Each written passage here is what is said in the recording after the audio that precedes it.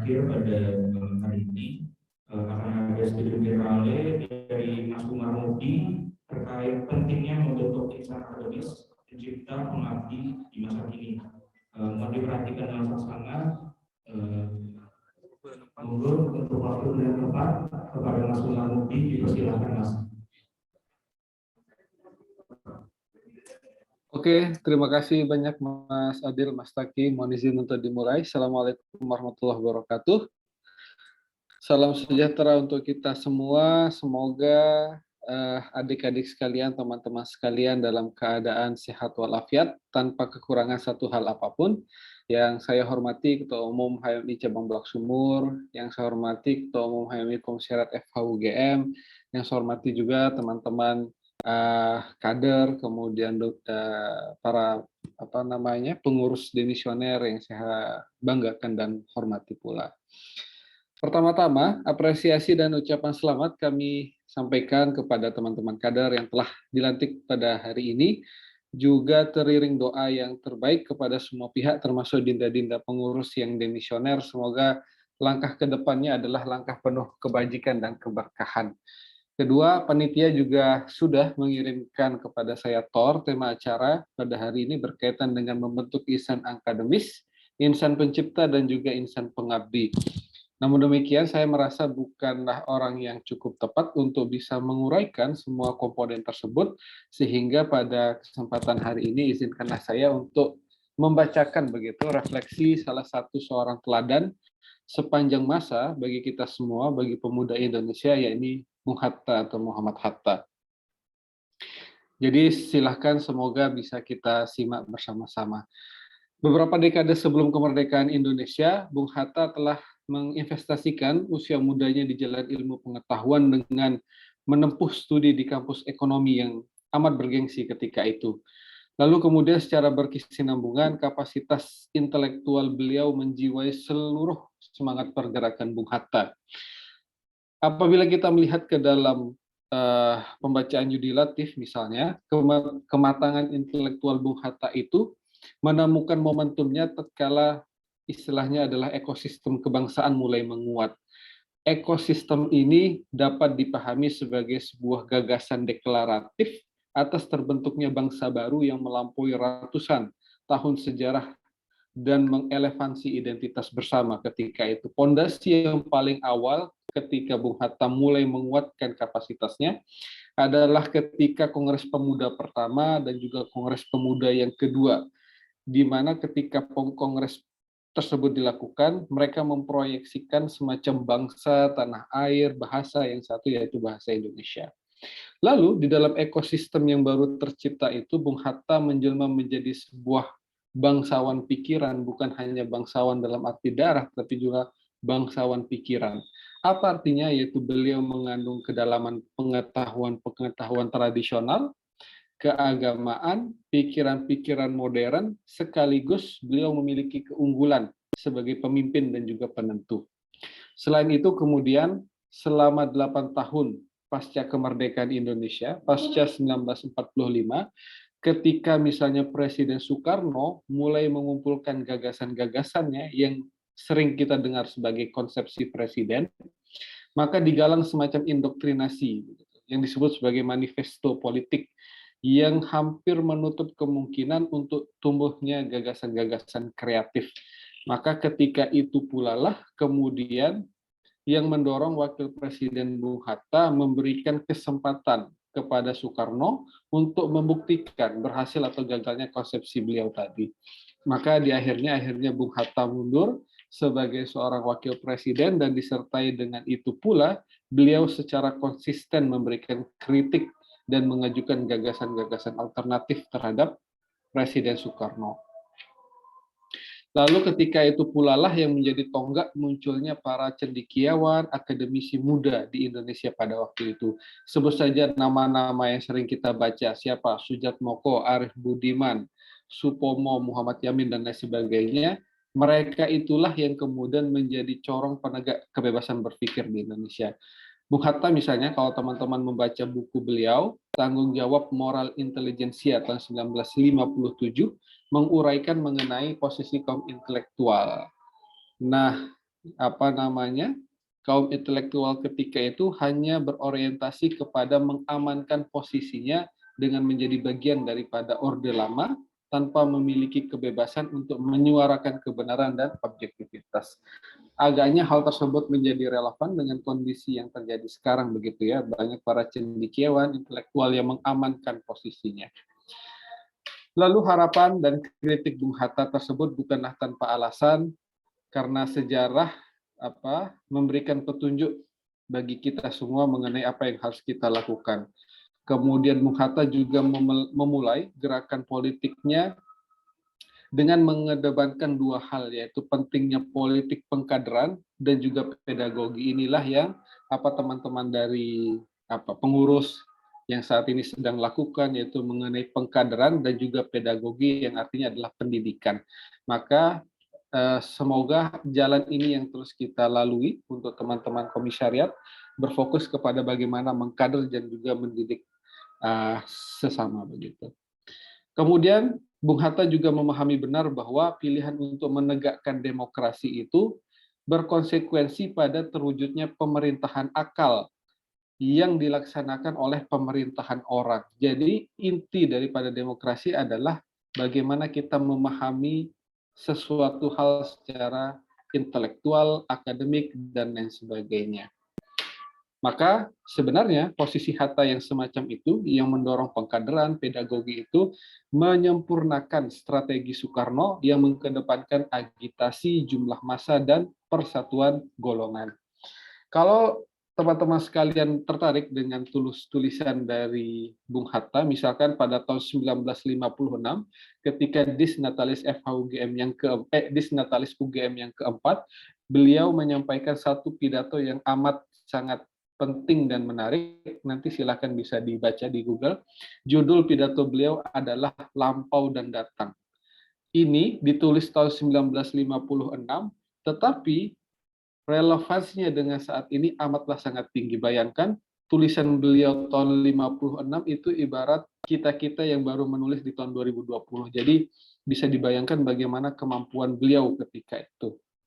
Di dalam naskah tersebut, di dalam naskah Lampau dan Datang tersebut, beliau menyiratkan bahwasanya kemerdekaan yang menjadi cita-cita Indonesia itu adalah kemerdekaan dalam dua pengertian. Apa itu kemerdekaan dalam dua pengertian? Yang pertama adalah kemerdekaan secara negatif. Apa artinya? Artinya adalah Indonesia harus terbebas dari belenggu kolonialisme untuk dapat berdaulat dan menentukan nasib bangsa secara mandiri. Kemudian makna yang kedua adalah kemerdekaan secara positif. Apa artinya? Yaitu semangat dan perjuangan bersama untuk memenuhi amanat pembangunan, kesejahteraan, dan juga keadilan. Satu, terbebas dari kolonialisme, tetapi pada saat yang sama bagaimana kita membangun negara ini.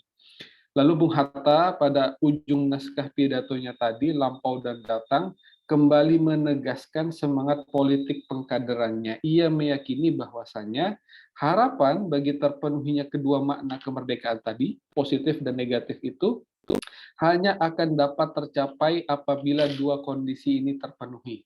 Yang pertama adalah pemuda yang memiliki pengetahuan dan karakter kebangsaan, dan yang kedua adalah mereka yang dapat berkontribusi dengan menyesuaikan dengan cita-cita besar bangsa Indonesia. Menurut saya pribadi kemudian, kesetiaan Bung Hatta misalkan berjalan di dalam ilmu pengetahuan, di dalam setiap keputusan-keputusan politiknya menjadikan Bung Hatta itu sebagai sumber, sebagai teladan intelektual yang bernas dalam memproyeksikan jalan kemajuan Indonesia. Nah, benang merah yang dapat ditarik berdasarkan uraian di atas tadi adalah ada 3 pilar utama berdasarkan pemahaman Bung Hatta. Apa itu? Pertama adalah kemerdekaan, kedua pendidikan, dan yang ketiga adalah kepemudaan. Kemerdekaan, pendidikan, dan juga kepemudaan.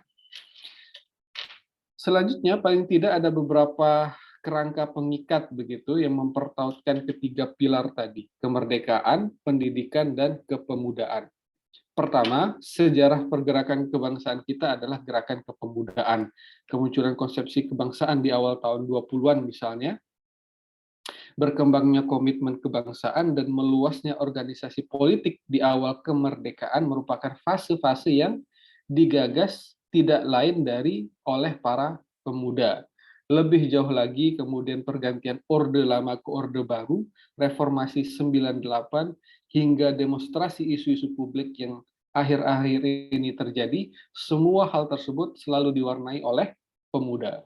Oleh sebab itu, dapat kita katakan bahwa kemerdekaan ini merupakan titik tuju gerakan kepemudaan sekaligus menjadi titik tolak untuk mengembangkan bangsa. Jadi dia sebagai visi tetapi juga sebagai titik tolak untuk lebih maju. Lalu kaitannya yang kedua adalah membincangkan kepemudaan Indonesia di awal abad ke-20 tidak dapat dipisahkan dari lahirnya generasi yang mendapat persenjataan baru. Apa maksudnya? Dia bukan senjata nuklir, bukan senjata artileri, senjata dan lain sebagainya, tetapi adalah ilmu pengetahuan. Politik etis misalnya yang berkembang di tahun 1901 atau abad ke-20 awal, hal itu memungkinkan kemudian para pemuda Indonesia mengenyam pendidikan modern, bukan hanya sebatas itu, tetapi juga pemuda Indonesia berbekal ilmu pengetahuan menitis menjadi aktor politik yang memiliki kreativitas tinggi. Jadi mereka yang mengenyam pendidikan tinggi di Barat berubah menjadi aktor politik, tetapi mereka punya kreativitas yang tinggi. Kenapa? Karena di dalam daya kreativitas inilah terbentuk modal-modal sosial yang memiliki kapasitas tinggi untuk mengatasi kemajemukan Indonesia. Lalu yang terakhir, yang ketiga adalah kemampuan rasionalitas pemuda Indonesia tidak akan banyak berarti apabila hanya berhenti pada pribadi-pribadi orang saja, hanya berhenti pada diri kita saja. Yang dibutuhkan adalah rasionalitas, intelektualitas untuk menguatkan kebangsaan Indonesia yang berangkat dari kemajemukan atau keberagaman. Maka titik temu rasionalitas dari semua itu adalah Pancasila dan juga adalah agama, yang mana secara otomatis juga menjadi moral publik yang harus kita pegang. Bisa dibayangkan misalnya ya, ketika zaman pergerakan dulu, di mana konektivitas teknis sangat terbatas, tidak ada telepon, tidak ada internet, namun demikian para pemuda bisa merajut konektivitas akal, konektivitas nalar di seluruh penjuru Nusantara. Jadi poin yang ingin saya sampaikan di sini kepada teman-teman sekalian, kepada adik-adik sekalian adalah selain teman-teman mengembangkan kapasitas intelektual, akademik secara personal pada diri kita sendiri, tetapi makna pendidikan lainnya yang juga penting adalah pendidikan kewargaan demi menjaga keutuhan kebangsaan. Nah, terhadap tadi kemerdekaan, pendidikan kepemudaan, ada beberapa tantangan yang mesti kita jawab. Semua pihak saat ini tengah menghadapi berbagai problem global dan sosial yang sangat berkesinambungan, yang semuanya itu mempengaruhi aspek-aspek kehidupan kita kan.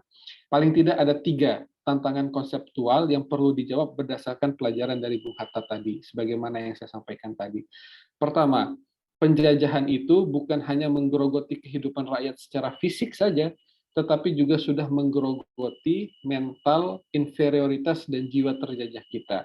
Tingginya angka korupsi, nepotisme, feodalisme dalam institusi publik menjadi sinyalemen bahwa ada mental block, ada blok mental yang harus segera diatasi. Oleh sebab itu, strategi kemerdekaan yang lebih dalam dengan memanfaatkan institusi pendidikan adalah untuk menanamkan nilai, kemudian menanamkan budaya, kepada generasi-generasi muda tadi.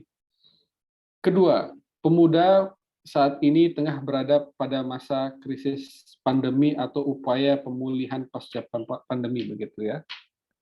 Maka teman-teman sebagai pemuda, mahasiswa yang sudah terbekali dengan kapasitas pengetahuan yang cukup tadi harus mengembangkan kreativitasnya untuk melampaui persoalan-persoalan yang ada sekarang. Ibarat mencapai kemerdekaan dari masa kolonialisme, misalkan daya nalar, daya kreativitas harus perlu diperas untuk membuka jalan meretas semak belukar, bertungkus lumus menuju pengembangan hidup bersama. Ketiga, terakhir, jalan panjang yang perlu disusuri atau dilaksanakan oleh kita semua sebagai anak bangsa adalah hidup dalam pengertian civic intelligence atau kecerdasan kewargaan.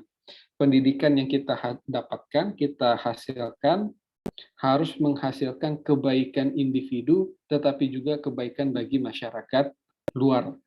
Contohnya adalah koruptor dengan latar pendidikan yang tinggi, oknum penyelenggara yang mempermainkan hukum, merupakan fenomena-fenomena deviasi atas cita-cita kita tadi. Sehingga para warga negara yang terdidik perlu mengoptimalkan kebajikan individunya dalam hidup kolektif yang baik dengan mendasar pada nilai-nilai dan moralitas publik. Apa itu? Yaitu agama Islam dan juga Pancasila. Begitu, semoga apa yang saya sampaikan ini bermanfaat untuk saya pribadi dan teman-teman sekalian, dan juga dapat memotivasi paling tidak untuk memperdalam pengetahuan ilmu yang sedang dipelajari sekarang, sekaligus juga berpikir bagaimana cara mengimplementasikannya. Terakhir, selamat berhimpun untuk kader-kader baru, teman-teman sekalian, dan yakin usaha sampai. Terima kasih banyak atas kesempatannya. Assalamualaikum warahmatullahi wabarakatuh. Saya kembalikan kepada Mas Adil. Terima kasih. Waalaikumsalam warahmatullahi wabarakatuh. Terima kasih banyak Mas Umar Muji. Semoga skill general yang sudah dibawa oleh Mas akan kita terapkan dan akan bermanfaat untuk kedepannya, terutama khususnya untuk HMI Hukum UGM. Terima kasih banyak Mas. Terima kasih juga sudah meluangkan waktunya untuk berpartisipasi dalam rangkaian acara pendidikan pada sore hari ini, pada malam hari ini. Terima kasih banyak. Saya tutup dan saya berikan kepada MC. Terima kasih banyak Mas. Terima kasih banyak Mas Umar. Terima kasih Mas Adil. Izin pamit. Assalamualaikum. Sukses. Waalaikumsalam.